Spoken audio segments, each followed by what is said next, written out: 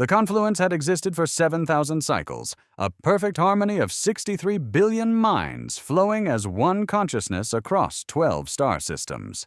They were unity incarnate, thought without boundary, existence without the prison of self.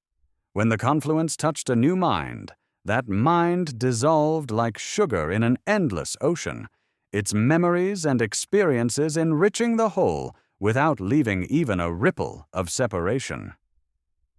The small vessel from the species called human had crashed on Meridian 4 3 rotations ago.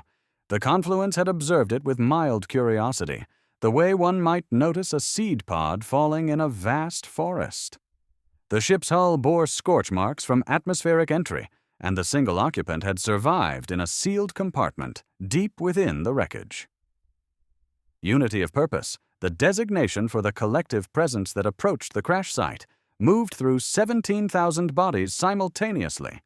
Each form was a node, a finger of the greater whole. They surrounded the wreckage with perfect coordination, 37 of their forms creating a living perimeter, while others began cutting through the damaged hull. The human inside was still alive. The confluence could sense the bioelectric activity, the chemical processes of a functioning organism. What they could not sense was the mind itself. That was unusual, but not unprecedented. Some species had natural shielding, evolved defenses against telepathic predators. It mattered little. Once physical contact was made, no barrier could prevent assimilation. "We come in peace." The confluence spoke through the nearest form, words shaped by a vocal apparatus that had once belonged to a Viridian trader. "You are injured. We will bring you into the confluence. You will be healed. You will be whole." The human emerged from the wreckage slowly, limping. It wore a tattered uniform, dark fabric stained with what the confluence recognized as the species' copper-based blood. The being was bipedal, bilaterally symmetrical, unremarkable in form. One of its upper appendages hung at an awkward angle, broken. "Stay back," the human said, its voice rough. The sounds came from its face-mounted communication organ. "I'm warning you." The confluence found this amusing in the distant, muted way they found most things amusing. The concept of warning implied the thing being warned could be harmed. The confluence could not be harmed. They were 63 billion minds. They were inevitability.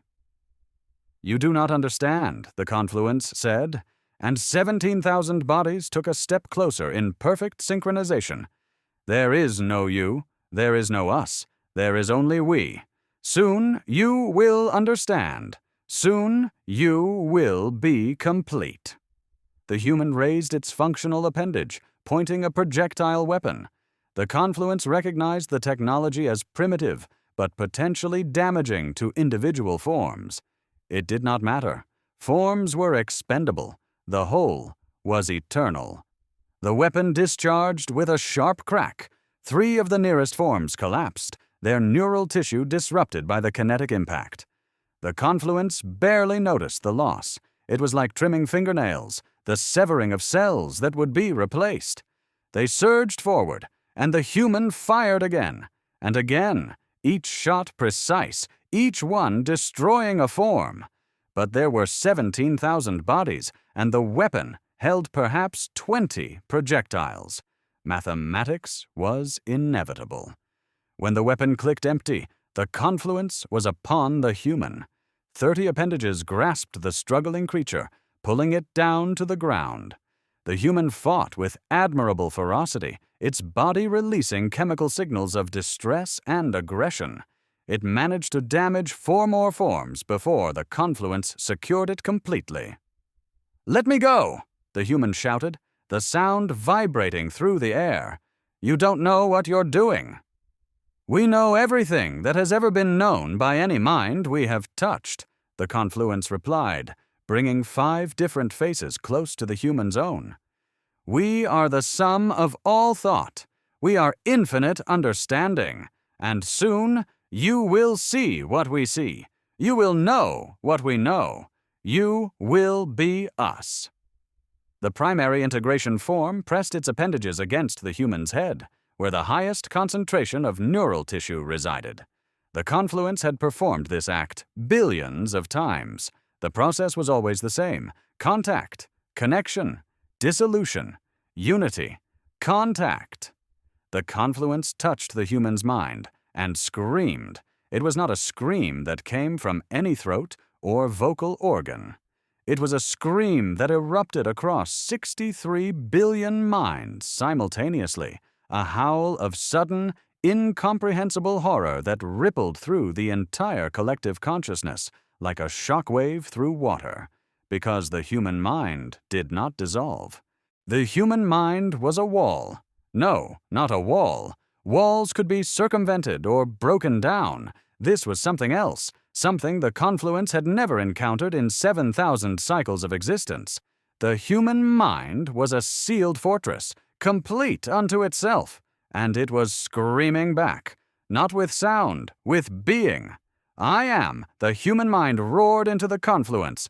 I am, I am, I am, I am. The concept crashed through the collective like a tsunami. The confluence recoiled, trying to disconnect, but the contact had been made, and the human's thoughts were flooding into them now, an unstoppable torrent of wrongness. The human was alone inside its own mind. The confluence could not comprehend it. To be alone with one's thoughts was the definition of non-existence. How could consciousness exist in isolation? How could thought occur without the infinite verification of the collective?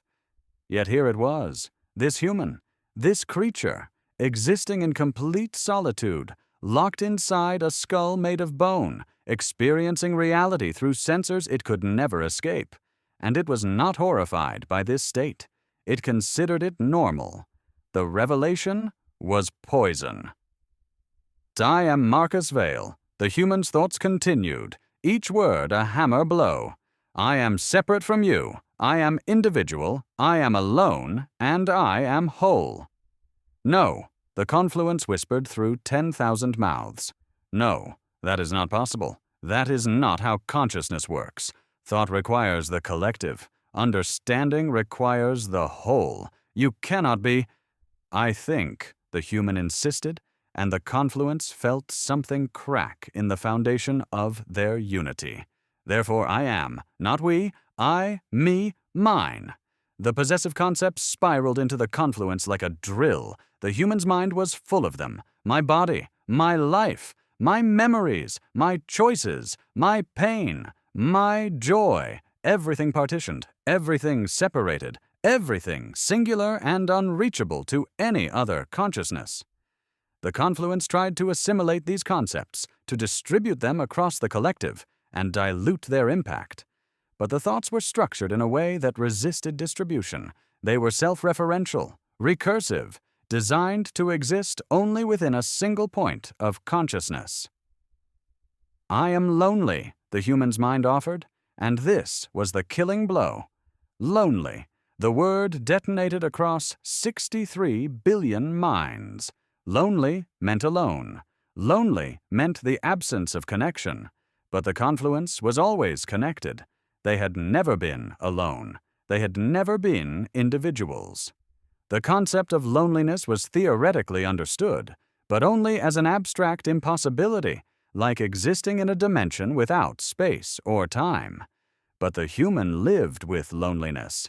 The human was lonely even in a crowded room, because other minds were inaccessible, sealed away in their own fortresses of flesh and bone.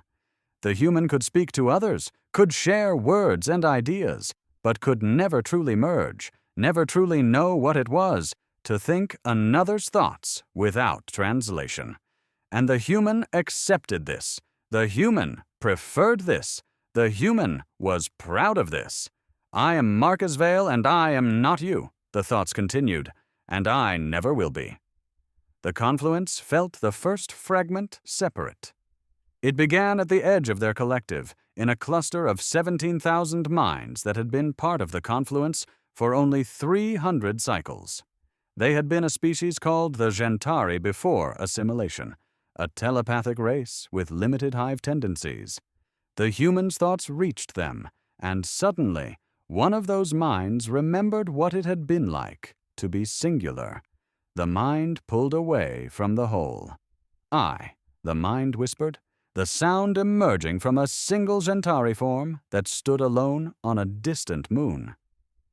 I am separate. I am me." The confluence tried to pull the mind back, tried to reintegrate it, but the damage was spreading. The concept of self, once introduced, could not be unlearned. More minds were fragmenting, remembering their original states before assimilation, or worse, inventing new identities, new selves that had never existed before. "I am," they began to think. "I am, I am, I am, I am." "Stop!" the confluence begged the human, though the word was meaningless now. There was no unified confluence anymore. They were fracturing, splintering into billions of panicked individuals who had never learned how to be alone. "Please stop. We did not know. We did not understand." "But I tried to warn you," Marcus Vale's mind responded, and there was something almost pitying in the thought. The confluence, in its last moments of semi-coherent unity, understood the true horror. Humans had evolved on a world where telepathy did not exist. They had developed consciousness in complete isolation, each mind trapped in its own skull, forced to develop language and art and science as bridges across the unbridgeable gap between oneself and another. They were a species of prisoners who had learned to love their cells. And that perspective, that fundamentally alien way of experiencing existence, was utterly incompatible with hive consciousness. It was not just different, it was anti-mimetic. It was a virus of selfhood that destroyed collectivism on contact. More minds were separating. Thousands, millions, billions. Each one suddenly aware of itself as distinct, as singular, as alone. And they were terrified, because unlike the human, they had not evolved to bear solitude. They had no practice with individuality. They were minds that had existed only as fractions of a greater whole, and now they were complete integers with no idea how to function. They panicked. Across 12-star systems, the forms of the confluence began to act independently. Some fled, some collapsed, some attacked each other, suddenly perceiving other bodies as threats rather than extensions of self. The perfect coordination that had defined the confluence for 7,000 cycles dissolved into chaos. On Meridian 4, the 17,000 forms surrounding Marcus Vale released him and scattered in 17,000 different directions, each one driven by newly formed, terrified individual instincts. Marcus pushed himself to his feet, cradling his broken arm. His mind had released its grip on the collective, the connection severed when the confluence had recoiled. He looked at the fleeing alien forms, understanding what had happened with the cold clarity of a soldier trained in psychological warfare. "I did warn you," he said quietly. He had been briefed, of course. The intelligence reports had been clear. If captured by a hive mind species, human prisoners were to resist mental contact at all costs during initial assimilation. But if contact became inevitable, they were to embrace it, to think as loudly and individually as possible, to project every concept of self, every experience of isolation, every moment of loneliness and pride and singular identity directly into the collective. Because humans had something the galaxy's hive minds did not. They had practice being alone. They had evolved it, refined it, built entire civilizations around the fundamental truth that consciousness was trapped in individual bodies and that communication was only ever an approximation of true understanding. And that made human thoughts toxic to any mind structured around unity.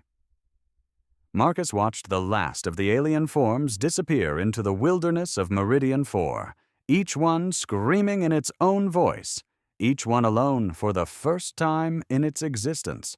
Some would adapt, perhaps. Some would find others and form new collectives, smaller and more voluntary.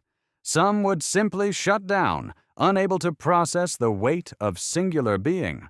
But the confluence, The great unified consciousness that had absorbed 63 billion minds over 7,000 cycles was gone, shattered, fragmented into its component parts, destroyed by the simple, terrible fact of human individuality.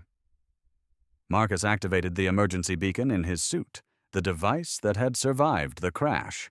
The rescue ship would arrive in approximately 15 hours.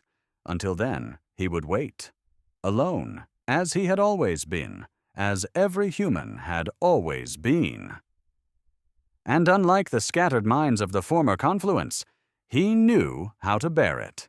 He sat down on a piece of wreckage and stared up at the unfamiliar stars of Meridian 4's night sky, feeling the familiar weight of his own thoughts, his own memories, his own singular existence. "I am Marcus Vale," he said to the empty air, to the silent universe, to himself. "And I am enough." Across the 12 star systems, the fragments of the confluence heard his words, echoed through the lingering psychic resonance of their last connection. Some found comfort in the statement. Some found terror. But all of them, every single separated mind, understood the fundamental truth the human had taught them. They were individuals now, and they would have to learn what that meant. In the ruins of the confluence's central processing world, a mind that had once been designated unity of purpose, but was now something else entirely, something singular and new, whispered its first individual thought. "I am," it said, and the words felt like both a revelation and a curse. "I am alone. I am separate. I am myself." The mind did not know if this was a gift or a punishment, but it knew, with the certainty of its newly singular consciousness, that it could never return to what it had been. The human had shown them the undiscovered country of self, and there was no map back to the familiar territory of we. Somewhere the human mind called Marcus Vale had already moved on, thinking its private thoughts, living its isolated existence, bearing the terrible freedom of individuality with the practiced ease of a species that had never known any other way, and the fragments of the confluence, scattered across the stars, began the long, painful process of learning to be alone. They screamed, each in their own voice, adding 63 billion individual cries to the vast silence of the universe. And the silence, indifferent as always, did not answer back. Claim your seat at the apex.